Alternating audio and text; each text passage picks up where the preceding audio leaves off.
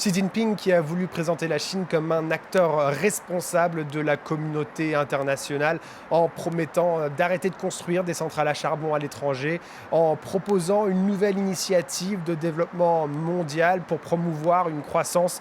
inclusive et équilibrée suite à la pandémie de Covid-19 et aussi en fixant un objectif de distribuer 2 milliards de doses de vaccins d'ici la fin de l'année. Un discours essentiellement adressé aux pays en développement dont la Chine veut être la représentante aux États-Unis, ces pays qui représentent un bloc de vote énorme et un discours qui est adressé aux nations en développement, mais qui offre un modèle alternatif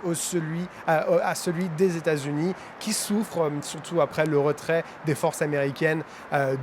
d'Afghanistan. D'ailleurs, Xi Jinping qui a critiqué les interventions militaires et l'imposition de la démocratie par l'extérieur. Une citation assez intéressante de Xi Jinping qui dit: «La démocratie n'est pas un droit spécial accordé à un pays en particulier, il s'agit d'un droit